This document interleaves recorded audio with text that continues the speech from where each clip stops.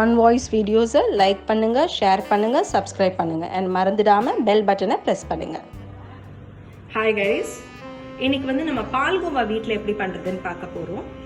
First இதுக்கு நமக்கு தேவையான பொருட்கள் என்ன அப்படின்றத பார்க்கலாம். இதுக்கு நான் எடுத்திருக்கிறது 1/2 litre milk, 100 grams of ghee, sugar வந்து தோராயமாக ஒரு 50 கிராம்ஸ் எடுத்திருக்கேன். ஏன்னா வந்து இனிப்பு வந்து சில பேர் ஜாஸ்தியாக சாப்பிடுவாங்க, சில பேர் கம்மியாக சாப்பிடுவாங்க. ஸோ நீங்கள் வந்து அப்ராக்சிமேட்டாக நான் வந்து ஒரு 50 கிராம்ஸ் எடுத்திருக்கேன். பட் நீங்கள் ஜென்ரலாக ஒரு பால் சுண்ட வைக்கிறீங்கன்னும் போது எந்த அளவுக்கு இனிப்பு சேர்த்துப்பீங்களோ அந்த அளவுக்கு நீங்கள் வந்து சுகர் ஆட் பண்ணால் போதும். ஏலக்காய் 3 நம்பர்ஸ், கீயும் நான் 100 கிராம்ஸ் எடுத்திருக்கேன். நம்ம வந்து கடைசியில் அது பண்ணும்போது தான் நமக்கு 100 கிராம்ஸும் தேவையான்றது தெரியும். ஏன்னா வந்து கடைசி அந்த பால்கோவா கிண்டும் போது தான் நம்ம கீ ஆட் பண்ணுவோம். ஸோ அதனால 100 கிராம்ஸ் மோஸ்ட்லி தேவைப்படாது. பட் இருந்தாலுமே நீங்கள் எடுத்து வச்சுக்கிறது நல்லது. It depends. ஏன்னா மில்க் வந்து சமயத்தில் பார்த்தீங்கன்னா சிலது ரொம்ப டோன் மில்கில் பண்ணலாம், சில பேர் ரொம்ப திக் மில்க்னா அது சீக்கிரம் உங்களுக்கு திரண்டு பால்கோவா வந்துடும். So it depends. அதனால ஒரு 100 கிராம்ஸ் நீங்கள் எடுத்து வச்சுக்கிறது நல்லது. இப்போ நம்ம பால்கோவா எப்படி செய்யறதுன்னு ஃபர்ஸ்ட் ஸ்டெப்பா நம்ம என்ன பண்ணணும்ன்றத பார்க்கலாம். இப்போ ஃபர்ஸ்ட் ஸ்டெப்பா நான் வந்து இந்த 1/2 லிட்டர் மில்கை காய்ச்ச போறேன். இது வந்து நம்ம சுண்ட காய்ச்சணும் பாலை. அதனால கொஞ்சம் பெரிய பேன்ல நான் பால் ஊத்திட்டேன். இதை வந்து நல்லா காய்ச்சணும். இப்போ பாத்தீங்கன்னா நம்மளோட 1/2 லிட்டர் மில்க் வந்து கிட்டத்தட்ட சுண்டி ஒரு 1/4 லிட்டருக்கு வந்துருச்சு. ஸோ இந்த ஸ்டேஜ்ல வந்ததுக்கு அப்புறம் நம்ம வந்து சுகர் ஆட் பண்ண போறோம். சுகர் வந்து நான் வந்து 5 to 6 டேபிள் ஸ்பூன்ஸ் ஆட் பண்றேன்.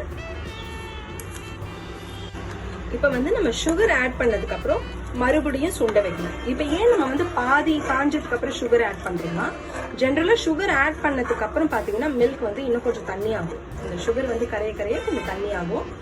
ஸோ அதனால நம்ம ஒரு 1/2 காய்ச்சினதுக்கு அப்புறம் ஒரு பாதி சுண்டினதுக்கு அப்புறம் நம்ம வந்து சுகர் ஆட் பண்ணிருக்கோம். இப்போ மறுபடியும் இந்த பாலை திருப்பி நல்லா சுண்ட வைக்கணும். இப்போ இந்த ஸ்டேஜ்ல பாத்தீங்கன்னா பால் நல்லா சுண்டிடுச்சு, நல்லா கிரீமியா இருக்கு பாருங்க. இப்போ நம்ம வந்து என்ன பண்ணோம்னாக்கா இதுல வந்து நம்ம கீ ஆட் பண்ணணும். ஸோ கீ ஆட் பண்ணீங்கன்னா வந்து எதுக்குன்னா இது நம்ம திரட்டும் போது பால்கோவாவை நல்லா நம்ம கிண்டும் போது அடி பிடிக்காம இருக்கிறதுக்கு நம்ம கீ ஆட் பண்றோம்.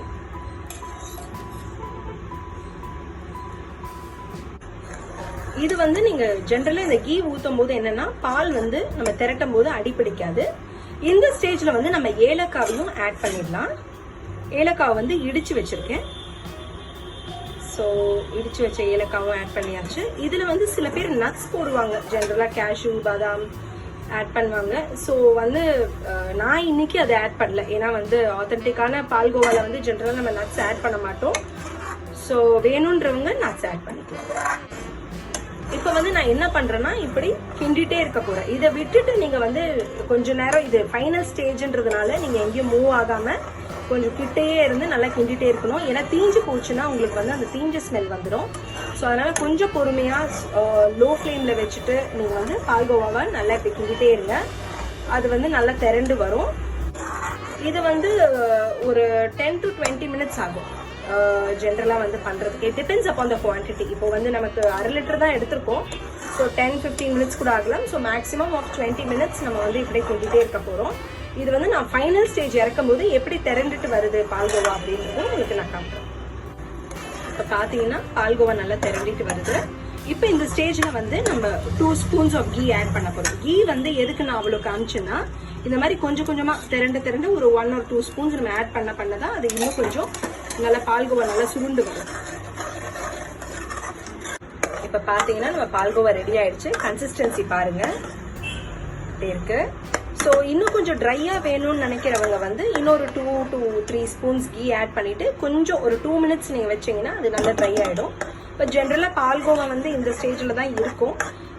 பாருங்க நம்மளோட பால்கோவா ரெடி ஆயிடுச்சு. இதுல நான் என்ன பண்ண போறேன்னா கொஞ்சோண்டு பாதாம் ஃபிளேக்ஸ் வந்து ஆட் பண்ண போறேன். பிளஸ் ஒரு 2 strands ஆஃப் குங்குமப்பூ. Now our palkova is ready to serve. So வீட்டில் கண்டிப்பாக ட்ரை பண்ணி பாருங்கள். மறக்காமல் ஒன் வாய்ஸ் தமிழ் சேனலில் சப்ஸ்கிரைப் பண்ணுங்கள், பெல் பட்டன் ப்ரெஸ் பண்ணுங்கள். உங்களுக்கு ஏதாவது டவுட்ஸ் இருந்ததுன்னா கமெண்ட் பாக்ஸில் நீங்கள் கொடுங்க. நான் வந்து I'll be ready to answer you.